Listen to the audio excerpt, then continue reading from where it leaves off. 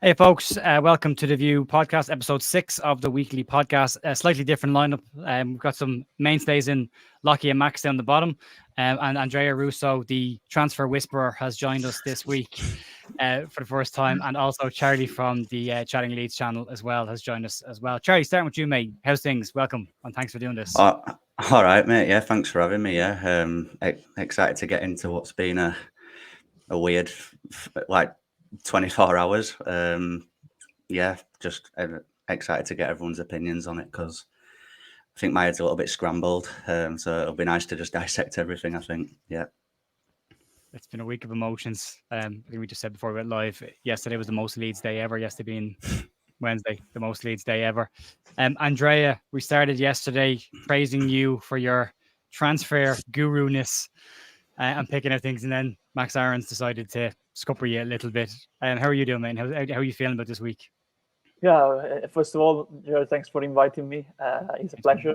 And honestly, I'm a little bit disappointed by Aarons, because I would have really liked him to see him in a Leeds shirt, because for the league he's a brilliant player, and I think he'll do well in the Premier League too, with Bournemouth. So, but at least we know that they are in the market for a fullback right now, and that's refreshing because I think we still need to bolster the ranks there, in the end. And so I'm happy to see that they are looking forward to bring in some other players, in that specific positions,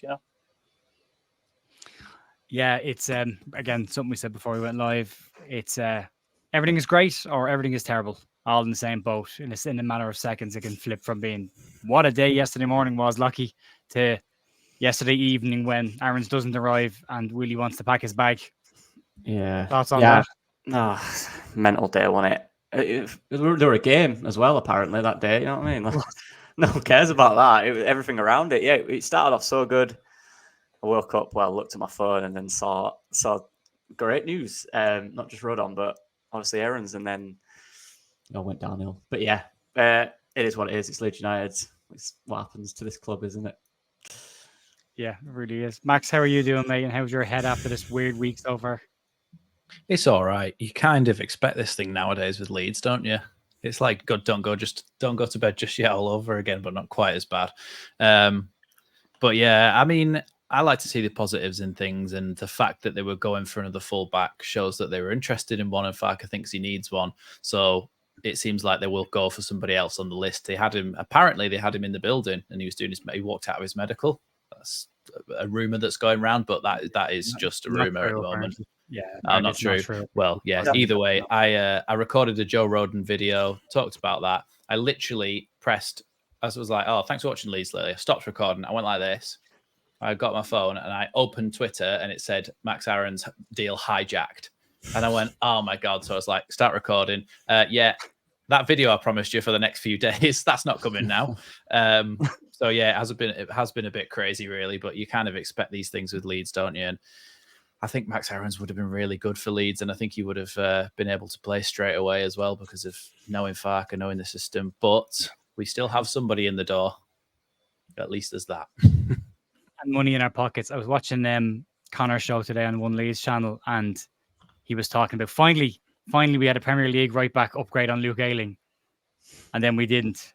We thought it doesn't look like it's going to be Cody. It's like the only thing that's going to survive when the bombs drop from the skies are going to be cockroaches and Luke Ayling at right back. Like that's going to literally be all that's left when it's all over. Desperately needs to upgrade in certain positions. But at least the fact that there was a reasonable chunk of money put out at right back gives us some hope, Andrea, that there's still going to be maybe somebody comes in that position. Yeah, absolutely. And I think that, like Max said, that specific area of the pitch, Farker is clear. It is fundamental, crucial for his system, And if you look especially at how we work with the formation and the attacking style of football that he had implemented at Norwich, I think is fundamental still because especially if we look at the wall defense, in the defensive area, I still think now we've broke Rodon, but probably we'll need another one for me, maybe on loan. But if you transfer to the sides, I like the idea, like Aaron was, of a fullback who can play on both sides, like Byron, for example. and I really like that. So honestly, I think there's other options. Me and Loki were talking about, for example, Spence, Norton Coffee, but also Loki really likes Scully, for example, from Gladbach, which may be, of course, a more difficult deal to get because he can play on both sides, for example. But surely someone needs to arrive. I'll rather go with a left back, to be fair, a proper left back.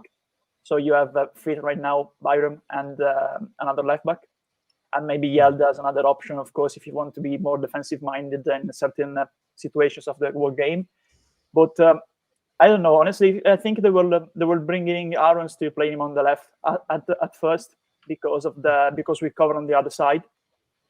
But going forward, I don't know Drama if he's staying, if he's not staying. He's had some injury problems recently. There's yesterday Farke just said that at the game actually after the game he said that he was glad he was available again without going further down that path and explain the situation of Drama. So I'm still not sure if he's staying or if he's going Drama too.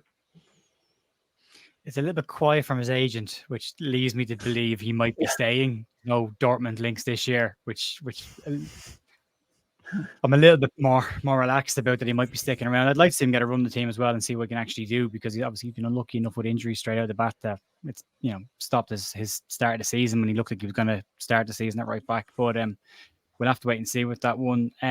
Lockie, on the transfer situations, we've brought in Joe Rodon today, has been confirmed tonight, season-long loan, straight up loan deal. Thoughts on that one? Yeah, a bit disappointed about only a loan at this point, but we have the player this season. He will be at Leeds United. That is all we need him for right now, is to help us get promoted to the Premier League. So that's the aim. Yeah. But as a player, I really like him. Obviously, Andre has been talking about him for months. But whispering. It's right.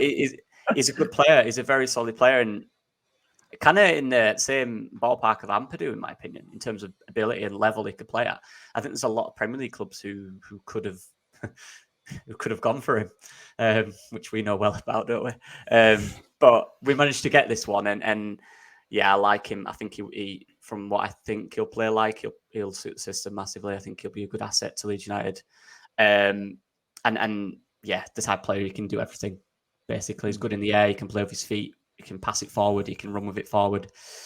I want to see him and Creswell. I think that's a really dangerous partnership. I really like that one. But yeah, brilliant signing. I think more of this caliber, and that's what it showed with the Aarons one for me. It didn't happen, but the caliber of player we are looking at is impressing me. I'll be honest. Darlow, really experienced, done it in this league. Ampadu, quality player. Aarons would have been fantastic. Rodon, hopefully, as we hope, will be fantastic. Now, and they talk about the left back.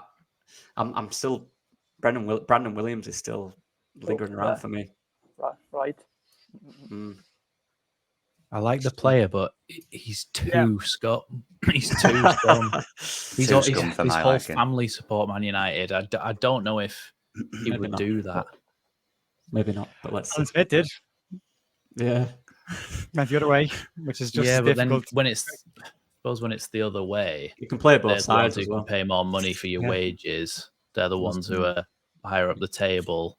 You can see the appeal of, do you know what I mean? Going to a club in a higher standing who historically massively overpay their players, but coming the other way, drop down to the Championship, take a pay cut, and lose morals. So it's like, does he not? I'm not sure. I think one thing, if it was, obviously there's no rumours or anything, there's one a few weeks ago which got buried, but we know journalists around Leeds are struggling to know exactly who Leeds are after. Maybe they silenced it because they saw the Max Aaron deal. Maybe now that's back in the talk. I don't know. We know the communication Farke has with his ex-players. They tend to really like him. So, I don't know, just a little... When you said that. Apart from Aarons. Apart from Aarons. Yeah. Strange one for me. Max, Joe Rodon, back on him. You've done a pretty in-depth video of what we can expect from him. For those who haven't seen it yet, obviously don't give it all away because we want people to go and watch your video. But what can we expect from Joe Rodon and how will he fit in Farke's system? It's much like what Lockie said, really. I think the title of the video gives a little bit away, is that he's the perfect Farke defender, because in Farke's system, he wants to play out from the back, and that's one of the most fundamental things of his system. And the way that he wants them to do that is when players are pressing them, he either carries the ball out himself, which is a big factor that not all centre-backs are capable of doing. We've seen that Charlie Cresswell's done it a couple of times. His final product hasn't been that good. He needs to learn to get a bit of composure when he finally does make that pass. But the idea is there that when you're being pressed, the opposition team cut off all your passing options. The only thing you can do is run. And we saw under Bielsa when we were man marking, do you remember that goal that Liverpool scored when Matip ran through our whole team? Yeah, that is the sort of thing that. Yeah, Tommy was the first player to do it when Solskjaer basically said, we'll drop him into centre back instead of midfield and we'll give him the ball and let him run out with it. And that's what broke the system. Yeah, exactly. And you could see that could become really effective for somebody like Joe Rodon, because he is a really good ball carrier. I think 75% of his take-ons are successful for a centre-back. Him running into midfield and taking people on 3 out of 4 times he gets past them, which is really good for a centre-back. It's almost like comical how good he is at doing that, and he's able to bring the ball out like that. And like Lockie mentioned as well, his passing range, his progressive passing, getting the ball forward. I think it can't be underestimated how he's already got a link with Daniel James and Ethan Ampadu. He's played with them internationally so many times that he knows how they play. So when he looks up and he has got that range of passing, he looks up, he knows where Dan James is going to be making that run. And Ethan Ampadu, he knows he's always going to be an option. So that builds a little bit of confidence in the defense, which is something we've been lacking. But yeah, in total, I think he's just a perfect Farke defender and will do really well here. Especially as we're a ball dominant side. I know some of his statistics for defending, they look woeful on paper. But when you actually look into it, he was playing in a back three in a very dominant side who only conceded 39 goals last season, when PSG won the league with only conceded 40 goals. So yeah, he will come into a side where we're going to dominate the ball. So he's not going to have to make as many actual out and out tackles, but he is going to have a lot of possession. So yeah, I think he's just going to be a perfect player for Farke. And one thing I noticed as well, when he at Tottenham, when he played out from the back, he is the pivot. He is the guy who will get the ball first from the goalkeeper most of the time. So he's got that confidence in me. He understands. He's not going to hide from it.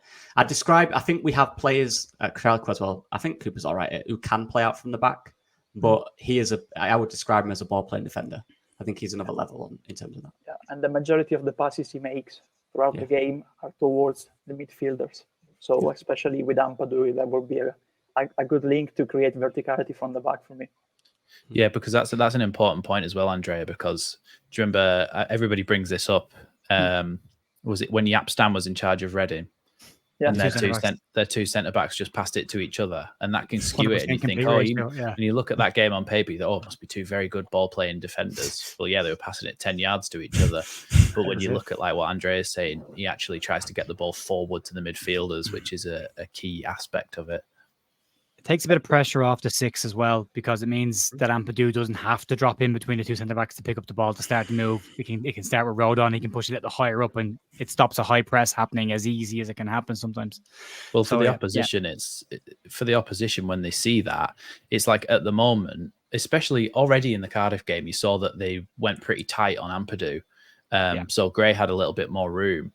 But if you've got somebody like Rodon in defence, like you say, Jer, it sort of diversifies our options playing out from the back. So if somebody does go and man mark Ampadu, Rodon's free and he'll charge into midfield all day. He'll be happy to do that. So they've got to think about more than one thing then. Whereas at the moment, you think if Ampadu's not in the team, we're quite one-dimensional trying to play out from the back. But if Rodon's there, it gives you another option.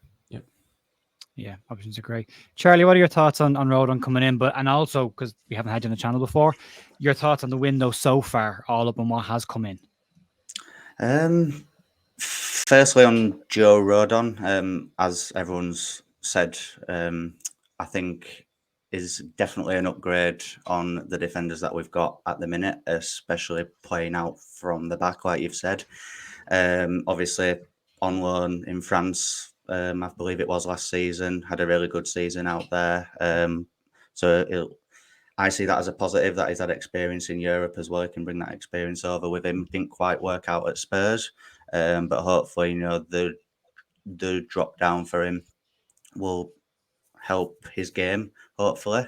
As you've said as well, I think it is a benefit that he can drop deep and get the ball from the keeper as well. I don't think a lot of our players do that enough. And as you've said, I think it allows Ampadu more freedom in the centre of the pitch, obviously, to be able to do maybe that similar to what Calvin used to do, maybe, and just spray the balls out wide and hopefully start attacks off that way. But yeah, impressed with it. The window as a whole, obviously, I think I'm the same as everyone. I think we all want more. But I think more will happen as well, hopefully. It's a bit annoying for us lot, isn't it, when the 49ers work in silence and there's no leaks. You can't really plan a video or anything like that, can you? So but other than that, yeah, I mean, I'm fairly happy. Obviously, the exits I'm sure we'll be able to speak about soon, but all in all, I'm okay at the minute. I'm not panicking, but ask me in 3 weeks and we'll speak then. It's 3 weeks though, isn't it? Like, this feels like the longest transfer window in history, even though it's not. But it's horrible. This thing about starting a season Awful. when you don't know what you're going to have, Charlie, in terms of the squad. Like, we still don't know what we're going to look like in 3 weeks' time. Exactly, and obviously, I think Farke's pretty much mentioning it in every post-match interview, isn't it? That there definitely needs to be upgrades in all areas. He said, apart from the goalkeepers, I think, which I agree with him there. I think we're all right there now. But yeah, I think a left back is needed 100%. I think my dream number 10 would be Hamer, I think, from Coventry. I think that would be unreal. And obviously there's Perot as a 9 as well, which I think both those deals will be quite difficult. I think there's rumours that Perot's going to stay at Swansea, potentially. But yeah, as I say, mate, all in all, fairly happy, but definitely more to do, 100%. Yeah, it's going to be busy wrap up. Andrea, you're doing a regular scouting with Joe and Lockie on a nightly basis. What do you think we need? I know we talked about positions. I suppose the question is, how many do you think we need? And then how many do you think we'll actually bring in? Well, I think we need a number 9, a number 10, another centre mid / defensive midfielder, one that can do both and play box to box, because and a physical one, especially because I think we lack of physicality in the middle, apart from Ampadu, which is our most physical player. Was our most physical player, but we don't have one tall and strong, like one dominant midfielder in terms of physicality right now. So 9-10, center mid / DM, then left back. I agree with Charlie on that, and I still think we need another center back, maybe one on loan from the Premier League, because we need depth in our defense too. Because we have, of course, now Rodon, Cooper is injured, Strauch and Cresswell. But if someone gets injured, you have the 2 again, for example. And honestly, if we sell someone up front, like Gnonto, for example, I'd rather spend the money on 2 strikers, because and move Rutter on the wing. Honestly, to be fair, that's my idea. I'll have probably a starter number 9, another backup, maybe a cheap signing, and Bamford, 3 options, and move Rutter on the wing, because I still think they can try to adapt him and transform him into a proper number 9. But I've liked him more when he played on the wing. Realistically, to answer your question, I think we'll get the number 9, probably another midfielder and a left back. Honestly, with all those wingers right now, I think they'll try to adapt one and to transform one of them into our number 10 right now. This is my idea at this specific moment, right? Yeah. Yeah, because it's looking, if Ian Pavetta keeps doing what Ian Pavetta is doing right now, it looks like he's going to be very much in the mix for a shout every single week if he keeps going the way he's going. I completely agree on Jorginho Rutter. I just don't. He may end up being a number 9, but right now I just don't see him as a number 9 and how he plays. I think he's far more dangerous. I don't think any of the coaches have either, really. I think Farke's done out of necessity because he didn't have anybody else really to play there. Exactly. And there's a lot of wingers as well, doesn't he? So it's, yeah. They've all said gotta that use one of them. that is more of an inverted forward anyway. Yeah. If Gnonto and Harrison, let's say for example, Gnonto and Harrison leave up front, you have two less wingers, and you can try adapt Rutter to that position. Yeah, there's just strong rumors. They still are only rumors. There is strong rumors that Liam Cooper will go, and also Jack Harrison. They're the two that are floating around with the in the nose, who are not the Twitter in the nose. But there's potential that Cooper will actually leave as well. So they will need that covered centre back, probably two. Then as you're saying, Andrea, and they'll probably need to get. We need number 9 because we don't need wingers. I think if Gnonto goes, we'll get to that in a sec. But if Gnonto goes, he goes. We've got plenty of cover in that position. It's if we lose 2 or 3 of them, if Sinisterra does get picked up and nicked, which is still a very strong possibility, getting closer to the end of the window. I suppose we should talk about the elephant in the room then, or be it the baby elephant in the room. Willie Gnonto last night, according to reports, still not fully fleshed out, but according to reports, Willie Gnonto asked to be withdrawn from the squad last night against Shrewsbury as to not become a cup tied, and scupper a move to another club. It's looking very, very likely like Everton are very much back in the mix for the player. There's talk of a £24 million bid with add-ons that's floating around. I don't think I have any issue with him leaving the club. No. I think I have an issue with how you leave the club, and I've made my thoughts on Charlie Taylor's exit from Leeds pretty clear over the couple of months. And I think Willie unfortunately falls into this bracket as well of not wanting to play for Leeds. Who wants to take this first? I'm not going to just pick up anybody for this one. Who wants to have a chat about this? Because it's not a great look for Willie. And the other stuff floating on Twitter as well, but liking posts with him in an Everton shirt and then unliking them and saying he didn't like them. There's a lot of that kind of stuff going on. It's a tricky situation. Cover it. I think he's a kid. He's a kid. And we do kind of forget that a little bit. And I think, get him gone. I'm not bothered because it's money in the door for a start. Paid £5 million for him. Let's look at this pragmatically. We paid £5 million for him. If we can sell him for £24 million, that is really good for our profit and sustainability. We can spend it on people who are ready now to take on the Championship. The other thing is, I think he's a silly boy for choosing Everton. For me, I would pick somebody who's definitely going to be safe, or at least seems like they would be.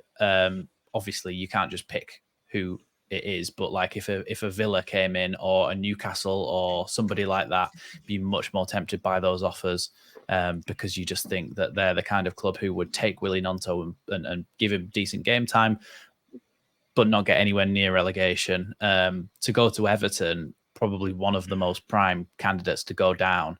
I think it's just silly because you go there and then in a year's time, you could be in the exact same situation again. Whereas if you'd have stayed in the Championship, yes, it's a different division, but you're building your stock as a footballer and you're getting back up. If you get promoted and you get back up again, then maybe you make your move as somebody who's never down tools, never done anything like that. He's 19 and he's already down tools. It's not a good look. Sometimes these players go on ill advice from their agents. I can't find myself getting too angry about it because to me, once if a player's only been here for like 6 months or a year, for example, and they do something like this, I've not even got that attached to them, especially this last group of players. So I'm just like, do you know what? Like Rafinha and Calvin, they did their bit and they gave everything to try and keep Leeds up. And then they went gracefully and they went to clubs where they thought they were going to win something and it was for a reason.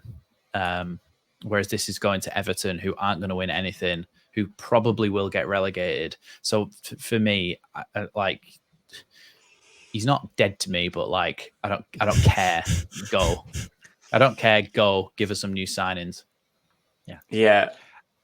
Wait, go for it. I was going to say, so it's a tough one because, look, when I watched him at the weekend, I didn't see a player that had given up. He played just as hard as anyone else. He played like he usually did. He tried even more, actually, at times, playing up front. He really did put a shift in. Yeah. So it's happened very recent. So for me, that makes me think he has had his head turned by his agent. Because at the weekend, he was not playing like a guy who was thinking about Premier League. He was playing like a guy who wanted to win the game for Leeds United and did everything he could to do that. Yeah. So, yeah, he's 19. Like, it's a tough one because you don't know what people are saying to him around him. You don't know what his agent's saying to him. You know, these big, powerful people, which they are, let's be honest, they can literally jeopardize your entire career. They have that power these days. It's ridiculous. But at the end of the day, and I always say this, he can say it's his choice to play. They can say all these things. They can say, I strongly advise you don't play. He can go, no, I want to play. Do the move. Get rid of that. Do that. But I'm playing for Leeds. It's a game and I need to help my team out. Yeah. That's the choice. And I'm not in that position. I would have done that. Loads of players do that. We're thinking about Somerville, Sinistera. I'm sure their agents are looking for top clubs. Sinistera's playing every game. Somerville the same. People talk about Somerville's, he gets this bad boy branding a bit, doesn't he? But he comes in and he plays every game. Like he was all over the pitch the other day. Yeah, and Cini wasn't fully fit yesterday. Let's remember that. And he played, and still he came on. Second half. Yeah. And these are players. And he could have scuppered a move if there is a move on the cards for Sinistera, and he had a knee injury and then played the last 10 minutes. You're looking at Rodrigo territory from last year, like when Jesse Marsh brought him on against Accrington. Like, so you're looking at him going, I could really ruin any chance of getting away from here if this injury gets worse. And let's be honest, in my opinion anyway, if Sinistera moves, he goes to a better team than, with respect, where Everton are at currently. I think he gets without respect. Yeah. After the last couple of years. Yeah, true. Yeah, I think he can get it's okay. A European team. I genuinely think he's that good. So the fact that he's here, he's playing every minute. He's not that. Look, in a few weeks, it might change. We don't know, do we? When it gets to the end of the window, we don't know that. But right now, at the start of the season, there's no idea that these guys are not going to give up. But with him, a young 19-year-old who has had one season in the Premier League, playing 10 very good games. Half the season, even. Yeah. So it's It's hard because obviously you're looking at the player's perspective and thinking, yeah, look, you want to play in the Premier League. He's got no obligation to Leeds United. That's fine. No. That's not the issue, is it? It is the way he's done it. Personally, I think he should have just told the agent. If he's really respects the club, you tell the agent, look, it's just one game. All right. It's a 90-minute game. How he's not injury prone, is he? Do you know what I mean? It's not a risk in his career. So I don't get it. I don't like it, but it is what it is. Yeah. I'm old-fashioned. I'm deliberately dodging a question that I want to ask Andrea for a reason, because I want to come to Andrea at the end with this, because there's a question that he tweeted earlier on. I want to get into that. I'm old-fashioned, right? Probably because I'm old, but I'm also old-fashioned. But you said there's no obligation to Leeds. I disagree. Sorry. Yeah. No, I know exactly what you mean. Like, he's not a fan, yeah. Yeah, no, I know exactly. I know 100%, and I agree with you. But to play devil's advocate on this, and as an older person, I would say, before your contract, pal, you signed it. Yeah, exactly. And you signed it in good faith. And like the same way Leeds did. They signed it in good faith. You didn't negotiate a release clause. You didn't negotiate a minimum fee clause. None of that kind of stuff. You signed a 4-year deal. If I'm Everton and looking at him coming up, because I have a mate that's an Everton fan, he's been onto me, what's he like? I said, he's bag of talent, but he's got 1 goal and 1 assist in his last 19 games. That's it. That's it. So has a bit of an attitude when he gets taken off in games, isn't happy when he's not playing, sulks when he's on the bench, and when he's on the pitch getting taken off, he seems to have a moment of walk. I mean, he ignored Archie Gray giving him a high five at the weekend walking off the pitch, and he breezed past the manager. Those kind of little things for a kid, and you go, you do have an obligation to Leeds United. You've got a contract, and you've a job to honour that. Now, I'm old-fashioned, and I'm saying that because I fully agree with what you've said, Lucky. He doesn't, and any player knows that they don't have to honour their contracts. They can just go, not playing, and that's the end. Of that. Mentally, he thinks he hasn't, but in actual fact, he has. Yeah, and if Leeds wanted to, and I really hope they do, dig in on this one and go, no, you can't go. So it'd be interesting to me on that. Because Daniel Farke's comments, he said, I only want people here that are 100% committed. So if he's playing in the team at the weekend, if this hasn't materialised, that's interesting. Leeds also tweeted that out a few hours ago, a screenshot of that quote, which is very sort of on the nose. The weekend team will be very interesting, to say the least, I think. Yeah, I'm dying to see it. Charlie, go on. No, I was just going to say to what Lucky said, I think everything changed in that perspective when Ousmane Dembélé, when he moved from Rennes to Dortmund. He said after a great season with Dortmund, I don't want to play with the club anymore. and everything changed there for me in the transfer market, because previous to that, I don't think that there were many players trying to force a move away despite having a contract. He had a contract, and basically he never turned up again at Dortmund, and forced a move to Barcelona. Everything changed there. Player and agent power is getting massively out of control, isn't it? Yeah, it really is. Yeah. There's that tweet. Actually, yeah. I'll show my screen real quick because it is a good. It's. I didn't even look at it. I saw the tweet, and at no point did I go, "That was Leeds." That tweeted that. No point did I think that. I'll put it on the screen now. Here, zoom in. Yeah. See, I saw this and I assumed somebody else had made this, and then I hadn't looked up to see the Leeds account there. It's not an accident. Like that's what I mean. It's been done on. It's very pointed, isn't it? Yeah, they've created an entire little thing for it there, haven't they? They have, yeah. Also, I should point out, because there's an audio in this as well, we are showing a quote on the screen of Daniel Farke's comments about if you don't want to be here. So he only wants players at the club that are fully committed. That's what it is. But it's an interesting timing of that tweet from the club. Charlie, how do you feel about this situation and Gnonto's decision to decide to not want to play? Yeah, I'm a fan of it. In a nice way. Look, I think, as you've said, if you want to leave, that's absolutely fine. I understand it from his perspective that he wants to play in the Premier League. I actually did a short on my channel a few weeks ago where I was saying I think it's a strange move for him. I can't imagine him playing Dyche ball in another relegation battle. I just can't. And I've got absolutely hammered for it by Everton fans. But obviously they're biased, aren't they? So yeah, but in terms of him choosing Everton, yeah, it's another relegation fight for me. I don't see how that benefits him. But the way that he's going about it, I think is really poor. A player that the fan base, I go to games week in, week out, the fans love him. For it to end like this is not nice. And look, it's a game against Shrewsbury in the Carabao Cup. It's not, I doubted I got injured. I doubted him had to put that much effort in, really. And as someone said earlier, I think play that game, sort his move out, with his agent. It can still get done in the background. You can still play it up until everything's agreed.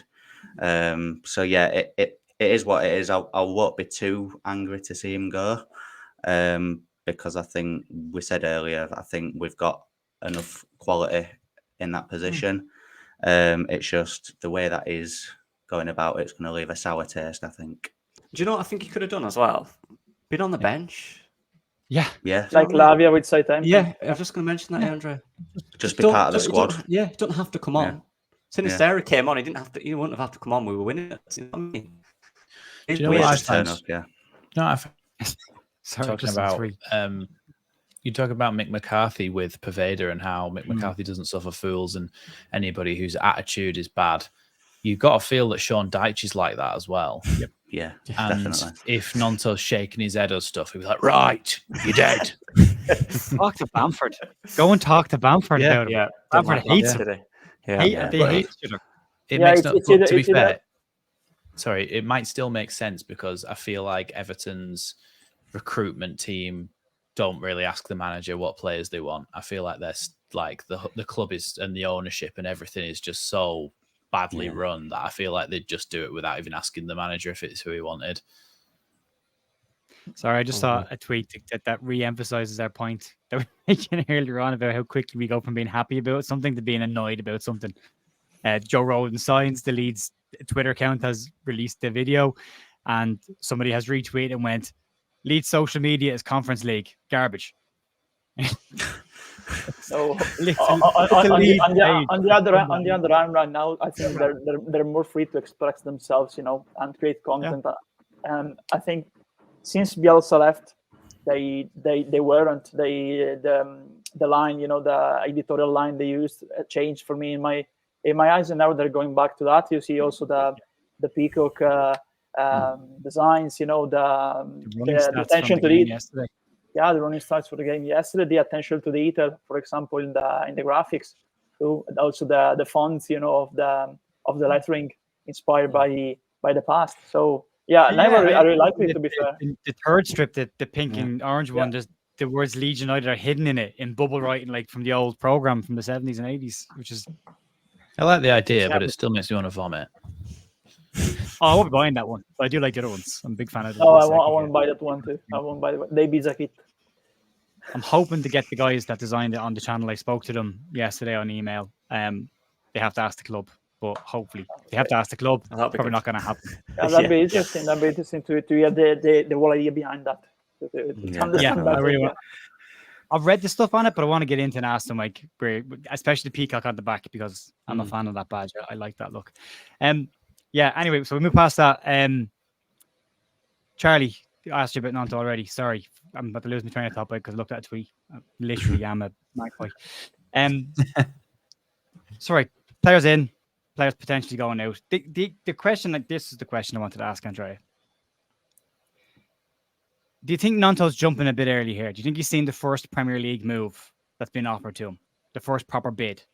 There's still 20 days left in the window, or 21. And he's gone, yeah, I want to go. Without really thinking about it, and without thinking maybe with an older head. I can sit here and wait till deadline day. Between now and deadline day, maybe a better offer comes around. Is he jumping too early?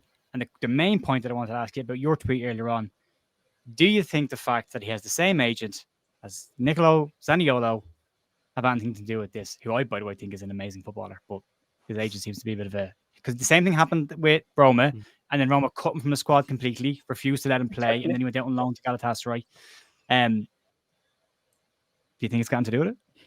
Yeah, I think you're bang on there. So I think he should have waited till the end of the window, probably, if he wanted to move, because his agent said during the under 21 Euros that offers would have come for him, but realistically, apart from Everton, no other proper concrete offer arrived for him. So right now they're probably start panicking, because of course I'll tell you this morning I checked on Italy. In Italy, of course, if what happened yesterday at the game with Gnonto refusing to play and asking not to be selected, of course, in order to not be captoid, was reported in Italy. And actually, apart from Di Marzio, the big newspapers like the Gazzetta dello Sport, Tutto Sport, the Corriere dello Sport, the three main one, just focus on sports, didn't report it.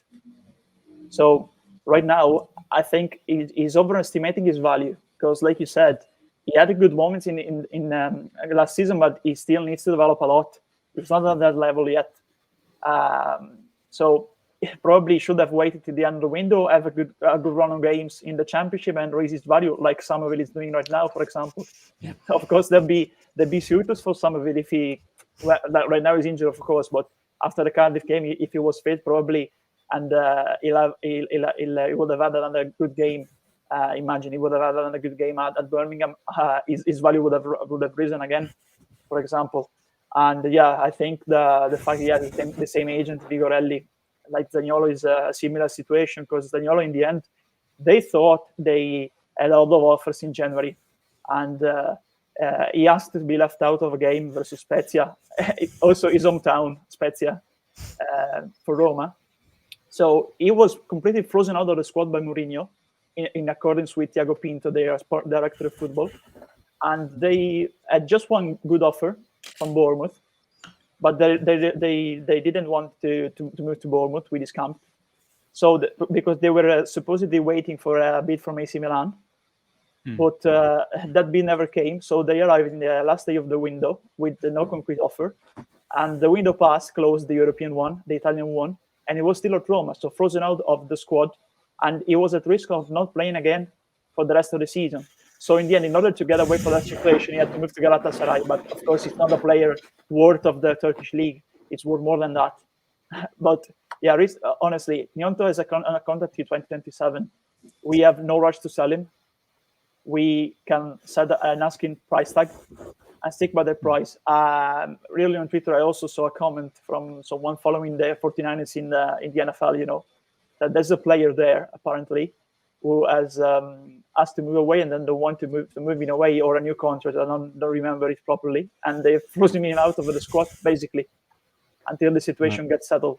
But honestly, is it worth moving to Everton of risking to stay at Leeds and create a power struggle with the board, the 49ers? You know, the new transfer hierarchy. It's not a good move for him. As an Italian, for me, he will risk his place in the national team if we get qualified for the Euros, because it's not a system. It's not a system for him, and he's just trying to move to a top tier club and not looking long term for me, because that system is not suiting for him. It's not a good system for him. I think doesn't suit his style of football, his skills, and honestly, it would be a bit mood for him. And I have nothing against Everton. To be fair, he can even be another team, but I would say the same if he moves to another English, old, defensive-minded team. You know, honestly, it won't be good for him, and I think it'll be a bad move for his career. They're just trying to rush the move because they don't have other concrete offers, and they want to get to a top tier in order to get to a call off for the Euros to be qualified. That's that for me. Yeah, the other thing with Everton as well that's interesting is there is an FFP decision lingering over Everton that is due to be decided in October this year. So Everton, who breached financial fair play by 3 times the amount they were supposed to, 3 times. They were 300 million over their spend when they were only allowed 103 million. So they blew it out of the water. They've said that when you take the COVID allowances that were brought into consideration, that they're not, but that still has them about 187 million over spending on financial fair play. So that's a potential points deduction, transfer embargo, and relegation potentially if they're struggling in the league and you get hit with that, you're done. They're one of my favourites to go down purely because I expect them to get a points deduction. I could be very, very wrong, and I have nothing against Everton either. I've got a couple of mates that are Everton fans. It doesn't bother me. Yeah, me too. I just don't think it's a very ambitious move for him. I just think it's a case that you're looking at a club that are probably going to be in a relegation fight anyway. There is a points deduction, which means what's the point in signing a contract there till 2027? You're not going to honour it. You know, you're going to look to leave as soon as they have just got Danjuma. They are probably getting Ekitik from PSG, and they have Dwight McNeil too, for example. There's this competition in those places. It's not going to be straight a straight starter. You know, you're not going to start straight away when he moves there. For me, I think honestly. Who's gone next? Go on, Lucky. Oh, cheers. I was just saying, I think there's too much of a rush these days for players to go to Premier League. Like, you look at João Pedro just off the top of my head. Stayed an extra year in the Championship, and now he's gone to Brighton. He's got a brilliant move just by being a little bit more patient. Like, that's what I mean. It's about the right. Yeah, it's Sanderberg as well. There's loads. I know he got promoted with Sheffield, but you know what I mean. He's gone. Is it Burnley? Is it?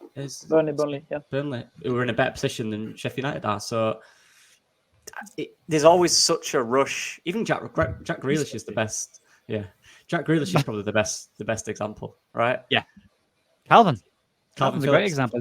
There's so much of a rush, especially from foreign players who have a dream as they're a kid, as playing in the Premier League. That's all they know. You know, that's the dream. Especially with the Americans, we saw that they were all when they came here. All they spoke about was the Premier League. That's fine. That's what they're brought up on.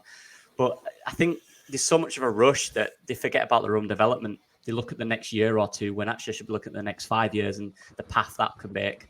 So it's frustrating, and yeah, but that's the way football is, isn't it? That ties into what I was going to say anyway, because I was going to say even till January, if somebody like Willie Gnonto stayed at Leeds or stayed in the Championship until January, you can score a good few goals, get a good few assists, showcase what you can really do, and put yourself on the market for January. And also, you don't annoy all the fans because they think, fair enough, you've contributed for half this season, you've got us some points on the board, and you've got your Premier League move, whatever. We wouldn't begrudge him that as much. No. But I think, like you say, it's people jumping ship too early. And I think Everton are financially really badly mismanaged. And that might be why they're willing to spend this much on him. Because I don't think many other clubs are, simply because we signed him for £5 million 1 year ago. He had some good moments in the Premier League, and you can tell that there's a talented player there, but he's not actually done anything really that impressive in terms of goal scoring, assisting, anything. He's not actually proven himself. So £24 million, quite a lot for somebody like Willie Gnonto. And I think Everton, who, like I said, massively financially mismanaged, are probably one of the only teams who are willing to cough that up for him. So if he then proved it for 6 months in the Championship, or it's not even 6 months, is it? It's a few months in the Championship, scored a few goals, got a few assists, and put himself back on the market for January, he probably gets a better move, like Lucky says. But I just don't get the wanting to jump ship so early. And we're seeing it. The biggest example is Chelsea. How many youngsters are they signing who are going to get nowhere near the first team this season? It's every day, isn't it? You see another young player going to Chelsea. They're not going to see the light of day there because they're just looking at that Premier League and the wage packet. I know football's a shot. You got a short career, but it's not a year long, is it? Do you know what I mean? Yeah, but they're not. It's not what it used to be. And I just conversation with my mates on another podcast I do. We talked about testimonials, and they used to exist to basically give a footballer a payout. You'd get all the proceeds from the stadium income for that day, and you could go and buy a pub, and you wouldn't have, you'd have a career after football. These guys are retiring. Sorry, Bina's a millionaire already. Yeah. You know what I mean? Like, this kid's not going to be poor. Even if he gets a couple of bad injuries in his career, he's not going to be short of cash here. They're far better managed than he used to be before. He's not going to have a shortage of money. He would have got a decent signing on fee when he joined Leeds. If he goes for 25 million, he'll get a decent signing on fee with that as well. Plus what looks to be rumored at about 1.7 million a year.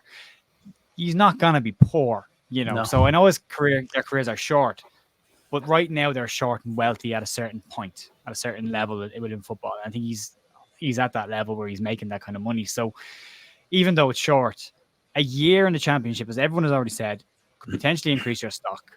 I don't see him missing out on the Italian squad, even if he is in the Championship. If he's scoring goals on a regular basis, I don't see him missing out on that squad. I think Mancini will still include him in friendly squads and have a look at him and see where his levels are at. But it's a bizarre one for me. I do genuinely think he's going to end up in a relegation fight again. It's a no-need move. It's an odd mix between what you say, Joe, about people just wanting to go to the Premier League for the sake of being in the Premier League, and then people maybe having a massive ego as well and thinking that they are better than they are.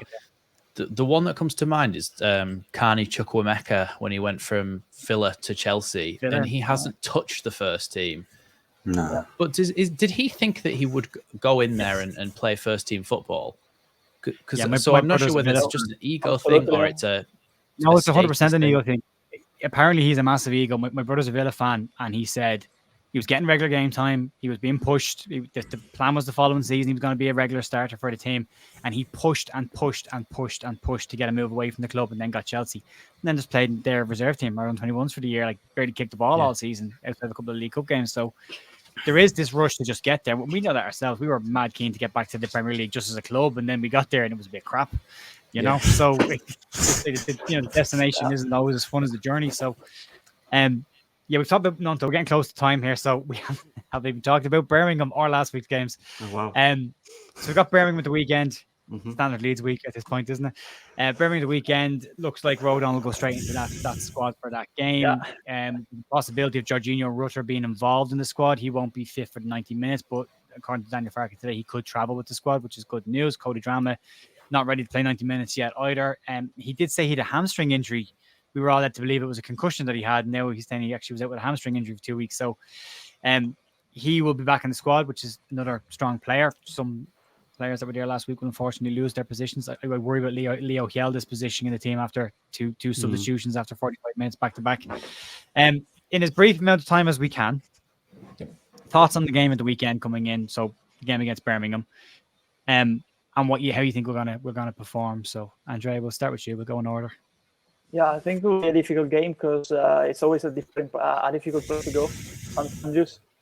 And honestly, they have built a good team. I see them finishing in mid-table, but honestly, there's some good players. They played away at Swansea at the weekend. They had a good game, and we know that it's almost every round it's difficult to go through in the Championship. But Swansea have a good team too, and they had a performance at Swansea, to be fair. And honestly, I see Rodon going into the squad straight away. Honestly, to be fair, I don't know if he's ready to start because, of course, in preseason he wasn't much involved with Tottenham. So I would like to see his level of fitness first and foremost, but honestly, Farke will assess that, and honestly, Strauch plus Cooper plus Cresswell will be the pair for me of centre backs with Ampadu back in midfield. But yeah, it will be a difficult place to go, because if you look at their squad, they have of course they've got Tyler Roberts, the return of our former player. Dembele is a good player, to be fair, so Ricky Dembele,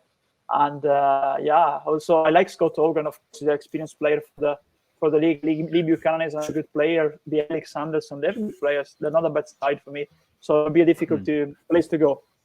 I think we'll win 2-1 if you want a prediction, but I won't rule out 1-0 draw for me, because they are a physical team, and they like to make your life difficult. They are a very aggressive team, and they have similarities with Cardiff in that. So I think it will be a difficult game for me. Absolutely. The standard Leeds United 2-1, which is it's usually right. Pretty close to always being right. Charlie, your thoughts on Birmingham and how you think we'll get on? Obviously I'll echo everything that Andreas just said. I think it will be a tough game. I think the last time we played there was that 5-4 game in the Championship, wasn't it? So hopefully for my health, it won't happen again like that. They've made some good signings. There's a good vibe around Birmingham at the minute. There's been taken over by that American ownership. We've got Tom Brady involved. They've, of course, got Tyler Roberts now. Hopefully he doesn't score, because that will hurt me. He will. Is Sure he's injured. Sure he's injured. Oh, well. Potentially, I'm fair not enough sure. then. I'll have to check. But obviously, as you said about Rodon as well, it'll be interesting to see if he's thrown straight in. If he hasn't played much in pre-season, like Andrea said, I doubt he'll go straight in. So you're probably going to see Strauch and Cresswell. I'm happy with that. I thought in the Shrewsbury game last night, they played quite well in that second half as a partnership. But yeah, a tough physical afternoon. If you want a prediction from me, I'd say a draw as well. I think it'll be a draw. I think it'll be quite a tough game. It'll be much harder than what Cardiff was. So yeah, obviously I think we have enough, 100%. But the pessimist in me is saying a draw. That pessimist will never go away, because it's in all of us. No, I know. At this stage. Well, it could go wrong. Probably will. Yeah, probably will. Max, how are you feeling about the game? Your thoughts on this? It's weird coming back to the Championship, because I noticed on Sunday against Cardiff, I said to my mate, they're massive. Look at the size of them. We've got a lot of young, technical, tricky attackers now. And they're all very short. And when you look at us going up for corners, and it's like Land of the Giants with every Championship side we play against. And I think we it's scored from 2. Yeah. Which we haven't done in a year. Remarkable, really. But yeah, I think it's going to be a tough physical battle again. And I think Ethan Laird is supposed to be very highly rated. He's on loan from Man United. Last season was at QPR. He's injured. Mm-hmm. That one is true. Yeah, that one is true. Right. He went off injured against Swansea. So that's why he went off. But yeah, so they've got some good signings, some loan signings, some permanent signings, some decent business that they've done. Michael Phelps is better than Tom Bradley, and Brady. Tom Bradley. The disrespect. Tom Bradley. The wrong shape, isn't it? At least Michael Phelps had the good grace to not play with the ball at all.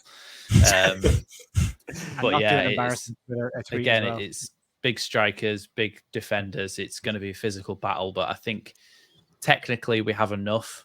Do we have the striker to finish off those chances that we create? No, we don't. So it's going to be we're going to create a lot of chances, maybe not score enough of them. Similar to Cardiff, I think it's going to be a similar script really as well. Hopefully we don't go 2-0 down. But I think we do concede. I think we concede off a set piece, given how big they all are. And I think we're going to need to pull something out of the bag to win it. But it's the standard 2-1. But I do think they're going to score a set piece, and I do think that we're going to come back and win. Only because not that we have to because it's the second game, but I just feel like we need to get a win on the board for morale more than anything. Yeah. Obviously, we won in the Carabao Cup, but we haven't won a domestic league game since Forest. And before that, it was Southampton, I think. We are which bad, is, are we? yeah, which is awful. So we need to get that good feeling back. We need to get that winning feeling back. And if we can do it on the road as well, I think we bring so much confidence into the next games. So yeah, I think we're going to win. Great. I wasn't sure if you were going to get to that point of actually us winning. I was sure, we're going back for a draw here. We're going to go. It was all heading towards 1-1, and I was like, "No, come on, let's just win." Mine halfway. 1-1 that we scored in the final minute. We scored in the final minute. We're in the 11th minute of stoppage time. I can't keep doing that. I can't, because I end up running around my sitting room when we score in the last minute. I can't keep doing that either because I keep scaring my neighbours. I can't keep shouting like that. So that needs to stop. You can stop doing that, Leeds. That'd be great. Lockie, your thoughts on the game? Yeah, so the reason I mentioned Ethan Laird there is because I watched a vlog from one of the Birmingham fans try to get some insight, and he went off injured. So hopefully it's longer than this week, hopefully. So I don't know, but hopefully it is. Because when he went off, apparently they were really weak down that right side, and Swansea kept exposing it. So I'm hearing that, and I'm thinking of Sinistera or Daniel James on that left side, just getting at that side. Just constantly be at that side and play on their weaknesses, because we have the attacking talent to destroy 1v1 players, haven't we? We have that. We just need to. I want to see a more complete performance like we did in the second half for Shrewsbury and Cardiff. I need to see that from the start, because we have to have a better start. We can't keep starting games terrible. We need to get out of that mindset. So give me a performance, right? And I want to win, and I guess I'll take a draw at this point, but just give me something that we can be really encouraged by. That's all I'm really bothered about at this point in the season, until we fully know the squad. Summerville's a huge miss. That is a big miss for me, but a chance for Ian Poveda. It does. Yeah. Ian Poveda, he's done all he can. We keep saying it's only one game, it's only 2 games. It's 4 games now he's played, and he's been really good. So if he's to start, this is his chance to keep that place. I like Ian Poveda playing with a point to prove as well. I like that. So anyway, I'll stop rambling. I think, I 2-0 clean sheet. Yeah, I'm thinking the same. But then at the start of every year, I'm an unbelievable optimist, and then by halfway through the season, like, we're going to get battered. I'm thinking the same thing. I thought the Poveda thing. I love Daniel Farke's comment and how it's not a poster or a t-shirt. Yeah, I don't know where he's talking about Ian Poveda. He was like, sometimes he is wild. He is too wild. He's too wild a player. I was like, I love that. I just thought that was outstanding. He was like, yes, more wild players, please. I bet they've got a great relationship, them two, haven't they? Have they? It'd be great. I'm buzzing for Poveda. I'm really hoping he has a great year from his last year of his contract as well. So it'd be great to see him actually make the breakthrough now. We wrap it up there. Massive thanks, as always, to everybody. You can get the Transfer Whisperer, Andrea Russo, over on Twitter. You can find him, and I'll put his Twitter account in the description. You can follow Charlie over on Chatting Leeds, and you can go check that out as well. Linked in the description below as well. We've got Lockie Leeds also linked below, and you can find him along with Andrea on Joe's show during the week on the... are you still going to be doing that for a bit longer, the scouting report? I think winding it down. Maybe we're doing every before on the eve of every match, we're doing like a deep dive in the opposition, right? We do as we're told, don't we, Andrea? Yeah, exactly. Late night Leeds, I love the name as well. And you can get Max as well over at Leeds Lately. And if you want to get a breakdown on Joe Rodon, Max has done a fantastic video on what you can expect from him. So go check that out as well. All links in the description below. Please go support the contributors here as well. As I keep saying, and I'll always say it, I think Leeds have the best content creators out there. So it's a cracking group of people. So I'm massively, massively grateful to have them on the show tonight. So thanks to everyone for dropping in. I'll say goodbye and stop rambling. And I'll see you on Monday for more Leeds news. See you then. Bye.